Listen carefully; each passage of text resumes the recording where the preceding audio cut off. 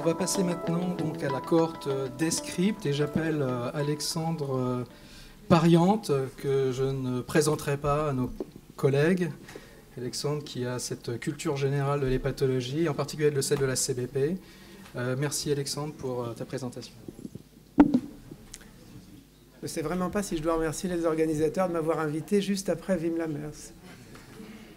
Alors, il y a un changement d'échelle, un changement de méthode. Je vous prie de m'en excuser. On n'a pas beaucoup de données épidémiologiques descriptives sur la cirrhose biliaire, la cholangite, excusez-moi, je suis vieux, biliaire primitive en France. Le travail qui avait été coordonné, dirigé par Christophe, avait montré que en partant de 64 laboratoires d'immunologie qui couvraient 90% du territoire français, il avait récolté un peu plus de 1300 malades qui avaient des anticorps antimitochondriaux, dont deux tiers avaient une CBP soit déjà connue, soit qui était diagnostiquée à l'occasion de cet examen. L'incidence, excusez-moi, la prévalence, c'est bien sûr pas par an, on l'a corrigé hier, mais c'est pas passé, 24 pour 100 000 à peu près, ce qui représenterait à environ, à la louche, 15 000 cas de cirrhose biliaire primitive, de cholangite biliaire primitive. Alors, l'étude Descript a été soutenue, sponsorisée, dirigée par le laboratoire Intercept, et l'objectif, c'était d'essayer de décrire la population de malades qui sont atteints de cholangite biliaire primitive et qui sont suivis par des spécialistes en France. La logistique était réalisée par l'Institut d'études Kantar Health, un institut qui travaille aussi beaucoup dans le sondage. Alors, c'était une étude qui a été menée sur un court laps de temps entre avril et juin 2016. C'était une étude observationnelle, rétrospective, qui concernait des hépatogastro-entérologues qui exerçaient en France. Et ces hépatogastro-entérologues avaient été sélectionnés de façon aléatoire à partir d'une liste exhaustive, après stratification par région et par type de pratique hospitalière, libérale, CHU, hôpital général. Les praticiens devaient faire la moitié de leur activité en hépatologie ou plus. Pour les médecins, on avait demandé aux médecins qui faisaient partie du groupe Fil-Foie, dont vous avez l'adresse du site internet qui sera opérationnel sous peu, d'avoir inclus au moins 11 patients dans les 12 derniers mois et 5 seulement pour ceux qui étaient hors Fil-Foie. Et les patients inclus étaient les malades qui avaient une cholangite biliaire primitive non transplantée et qui avaient été vus récemment, c'est-à-dire dans l'année passée, en fait, le plus souvent dans les 6 mois passés en consultation. Donc c'est une étude qui est totalement rétrospective. Les données étaient remplies sur un CRF électronique, les données cliniques biologiques, lors du diagnostic et lors du dernier bilan. L'évaluation du stade de la maladie était faite selon des critères dont je vais vous reparler. L'évaluation subjective du contrôle de la maladie était donnée par le médecin. Le médecin disait finalement, je trouve que mon malade est contrôlé ou pas. Et l'évaluation de la réponse à l'acide urso a été faite en utilisant les critères de Paris 1 et 2 en fonction du stade initial de la maladie. Donc les méthodes statistiques étaient les méthodes habituelles. La gestion et le contrôle des données ont été faits par Kantar Health et puis par un comité d'experts, surtout pour reclasser les malades. 56 médecins ont participé, à peu près un quart de médecins libéraux, 3/4 de médecins hospitaliers. 14 appartenaient au réseau Fil-Foie, 26 étaient des hospitaliers autres, 2 travaillaient dans des centres de transplantation, et puis 14 étaient libéraux, soit dans le CREG, soit en dehors du... Finalement, les dossiers de 378 patients ont été exploités. L'âge moyen et médian, d'ailleurs, était de 56 ans. Il y avait 89% de femmes. L'ancienneté de la maladie était de très peu à 40 ans. Et 17 malades étaient en attente de transplantation. Les symptômes au diagnostic étaient la fatigue, dans à peu près 2/3 des cas, un prurite. Dans 40% des cas, des arthralgies aussi, dans un quart des cas, et environ 20% des malades, un malade sur 5, n'avaient pas de symptômes au moment du diagnostic. 96% des malades avaient des anticorps antimitochondriaux, et au moment du diagnostic, la bilirubinémie médiane était de 15 micromoles, l'albuminémie médiane était de 39 grammes par litre, et les phosphatases alcalines étaient à 2 fois la limite supérieure de la normale.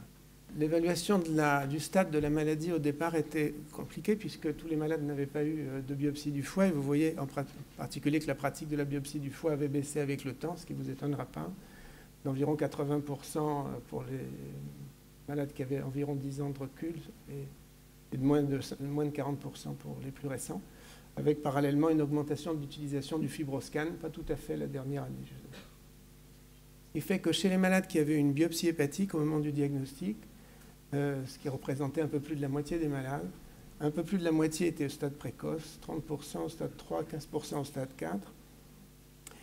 Alors que chez les malades qui n'avaient pas de biopsie hépatique, on voit que la totalité n'a pas eu de FibroScan, près la moitié. Que 5 et 6% étaient dans le range de la cirrhose, 16% dans le range d'une fibrose avancée.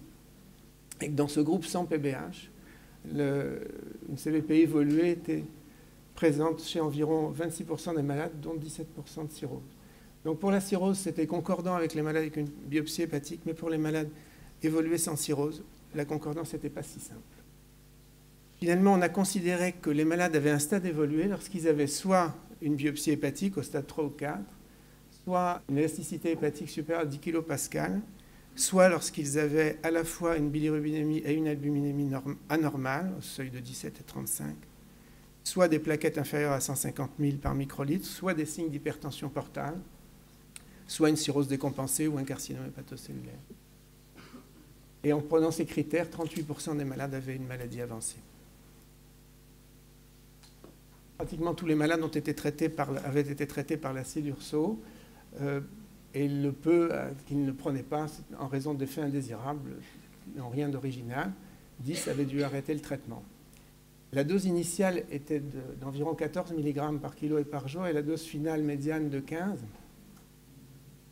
27% des malades avaient eu une augmentation de la dose au cours du suivi et cette augmentation était de l'ordre de 6 mg par kilo. On a retrouvé ce qu'on avait vu déjà dans une autre cohorte à laquelle j'ai participé l'année dernière, c'est-à-dire que finalement, les malades ont assez rarement la dose de l'essai de Raoul et souvent, au début en particulier, une dose plus faible, ce qui peut à la rigueur s'expliquer, mais déjà souvent une dose élevée, et lors de la dernière consultation, plus souvent encore une dose élevée. Le motif qui était dit de façon simple dans le questionnaire, pour lequel les gens avaient augmenté la posologie de l'acide urso, était que le contrôle de la maladie n'était pas bon, pas optimal, mais en fait, quand on regardait selon les critères de Paris, les malades chez qui on avait augmenté n'avaient pas plus souvent des critères de Paris non satisfaits que satisfaits. Quand on utilisait les critères de Paris 1, ceux par exemple qui ont été dans Globe, là, qu'on a pu calculer chez 87% des malades, avec une réserve qui est qu'on les a calculés lors de la dernière consultation, c'est-à-dire après un temps variable après l'inclusion du malade, pas 6 ou 12 mois, souvent plus. Néanmoins, on vient de discuter, les résultats semblent relativement stables avec le temps. 68% des malades étaient répondeurs et 32 non répondeurs.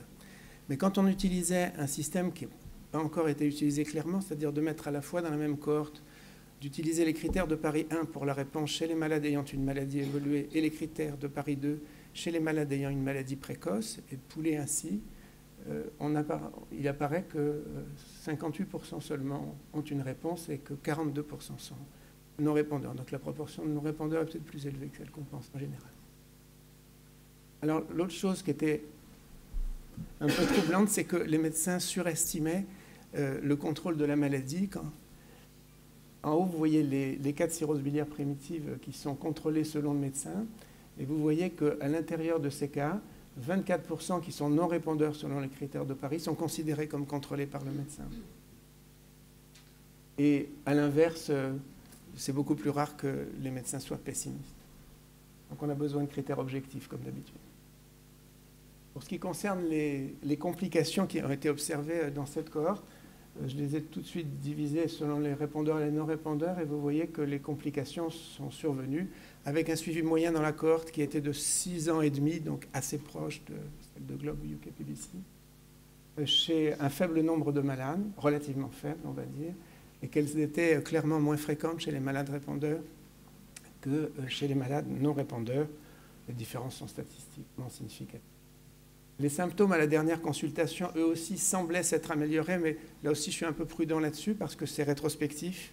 Et que lors de la dernière consultation de malades qu'on suit depuis 10 ans, je ne suis pas certain qu'on pose systématiquement des questions sur le prurite quand le malade ne s'en plaint pas spontanément. Néanmoins, c'est une impression générale qu'ont les cliniciens, mais qui sont souvent optimistes quant à leur efficacité. Là aussi, les symptômes étaient moins fréquents chez les répondeurs que chez les non-répondeurs. En régression logistique, les facteurs associés à la réponse à l'acide urso étaient l'âge, qui est un facteur favorable. Il est heureux que vieillir, ça puisse servir à quelque chose. Et puis l'albumine et la bilirubine, qui étaient des facteurs défavorables. Les phosphatases alcalines ne sortaient pas de façon significative, même si elles allaient dans le même sens. Les facteurs associés à survenue de complications en régression logistique, c'était l'âge. Là, cette fois-ci, c'est défavorable, bien entendu, c'est pour les complications. C'est normal, hein, plus on est vieux, plus on risque de mourir.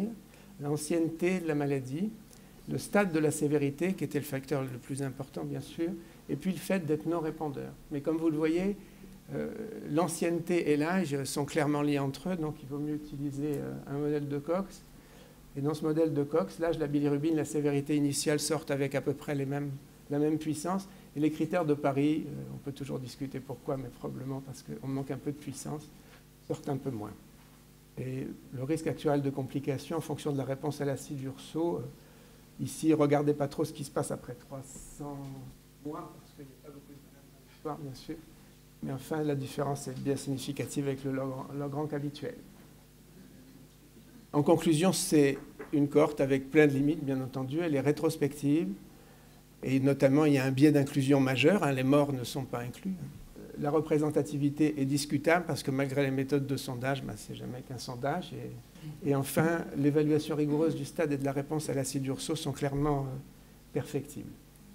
À peu près 40% des malades ont un stade avancé au diagnostic dans cette cohorte et environ 40% des malades ont une non-réponse à l'acide urso. Les facteurs prédictifs de non-réponse sont ceux qui étaient retrouvés dans les autres cohortes. Et les complications sont associées à l'âge, surtout au stade de sévérité initiale et probablement aussi à la réponse à l'acide urso.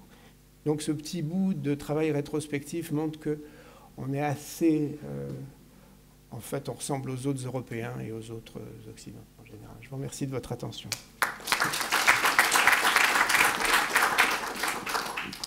Merci Alex. Est-ce qu'il y a des questions pour Alex? Donc j'en poserai une qui me taraude. C'est effectivement, donc l'étude a été faite en partie pour savoir s'il y avait des grandes différences par rapport à un centre tertiaire de recrutement. Et finalement, tu trouves que le pourcentage de patients sans réponse satisfaisante à la UDC est proche de ce qu'on décrit à Rotterdam, à Toronto, à Paris, dans des centres experts où on s'attendrait que les patients soient plus sévères. Est-ce que tu as une explication? Est-ce que les patients sont a priori finalement les mêmes ou... Alors, la première réponse, c'est qu'il y a des centres experts. Hein. File-foi, quand même, c'est des centres experts. Voilà. Mais pas que. Pas que, non, je suis d'accord. J'ai regardé un petit peu dans la répartition entre hôpitaux non file-foi. Et il n'y a pas de différence majeure. Avec les libéraux, il y a toujours un petit peu plus de malades récents, simplement parce que vous avez de l'ancienneté et des équipes immortelles. Donc, ça continue à fonctionner. Mais si on corrige pour le temps, ça se ressemble beaucoup. Alors c'est vrai qu'aussi avec le temps, on a aussi, je ne vous ai pas montré, mais il y a progressivement plus de formes précoces dans les cas récents que dans les cas anciens. Et c'est ce qui cause toujours de la difficulté dans les comparaisons univariées. Mais je crois que c'est... mon impression aussi, ça a toujours été que c'est une maladie assez monotone. Et qu'en dehors du sous-groupe dont vous avez parlé, dont Raoul a parlé aussi, c'est une maladie monotone avec un flux assez, assez régulier. La vitesse de progression, ce sera difficile de faire des études de vitesse de progression. Et du coup, le médecin s'endort, c'est ça? Parfois un peu. Chez des malades complètement asymptomatiques, je pense que, ou très peu symptomatiques, qu'on connaît depuis 15 ans, ça va bien, l'urso va bien, les phosphatases ne sont pas tout à fait, etc.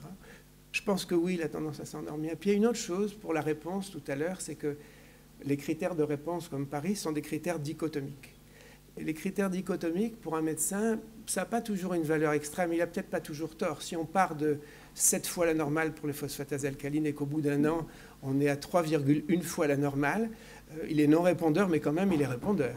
Donc, je pense que c'est difficile de temps en temps. Je crois qu'il y a les séries et le diagnostic individuel. Mais qu'en revanche, il y a près d'un tiers des malades chez qui on ne peut pas calculer un score de Paris convenablement. Et ça, il faut que ça change. Et c'est à peu près toujours parce qu'il manque la bilirubine. Ça, on l'avait montré dans... À la fois le concept de mauvais répondeur, c'est quelque chose qui est émergent, mais qui n'est pas encore bien ancré dans la pratique. Je pense que l'industrie pousse suffisamment pour qu'il rentre dans la pratique. L'intérêt des variables dichotomiques, c'est qu'elles sont au lit du patient, comme on dit, assez simples à utiliser, mais c'est vrai qu'on va tous passer probablement des scores beaucoup plus performants et continus. Un mot sur le fibroscan, là aussi, il y a une forte pratique quand même, 40%, mais ce n'est pas non plus quelque chose qui est fait par clairement tout le monde. Je crois que ça va clairement entrer dans les mœurs. Il y a la disponibilité aussi qui joue. Il n'y a plus d'hépatite C. C'est facile, il faut bien que les machines servent à quelque chose. Est-ce qu'il y a d'autres questions? Raoul Poupon? Alex, bon, la bilirubine, c'est important. Alors souvent, c'est pas dosé. Dans quel pourcentage de cas là? Écoute, là, je ne peux pas le dire.